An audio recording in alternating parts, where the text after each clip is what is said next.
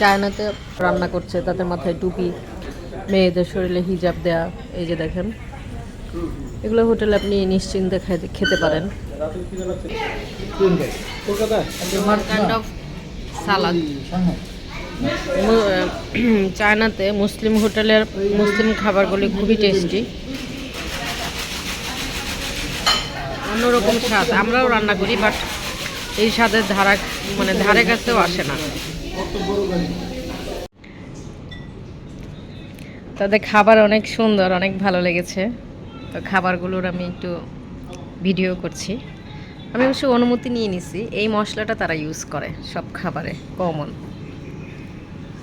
এটাতে কি আছে, একটা জিনিস আছে বুঝতেছি, সেটা হচ্ছে ওই যে আমরা তিল খাই, সেই তিল পরিষ্কার করে এখানে তিল দিয়েছে চাইনিজরা। এই মশলাটা সব খাবারে ইউজ করে। আবার এটা যেটা দেখতেছেন, এটা তেল।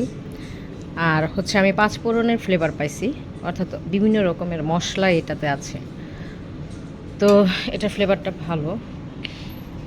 হাতের ডান পাশে যে সিম্বলটা দেখতে পাচ্ছেন সর্বডানে, এই যে হাত দিয়ে হালকা করে বিজে লেখা, এইটাতে তারা বোঝায় যে এটা মুসলিম প্লাস হচ্ছে মুসলিমদের জন্য উপযোগী এই খাবারটা।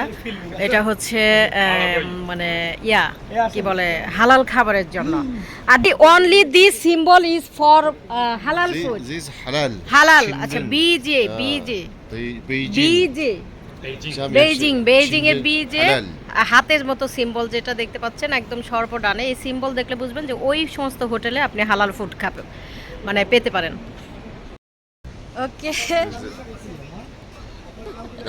আমরা তার এখানে হ্যাঁ দিস আচ্ছা, সে একটা ছবি দেখাচ্ছে, এটা হচ্ছে বাংলাদেশের। এখানে মানে তারা এসে খাইছে, তো সেটাই সে দেখাচ্ছে। এই যে, তো সে বুঝছে যে আমরা বাংলাদেশ থেকে আসছি। তার খাবার খুব ভালো। Your food is very much delicious. He is also an engineer. আমরা যখন খেতে আসছি তখন ওনার সাথে পরিচয় হলো, তো সে আবার ইংরেজি বুঝে। হি ক্যান আন্ডারস্ট্যান্ড ইংলিশ, তো ইউ ক্যান আন্ডারস্ট্যান্ড ইংলিশ।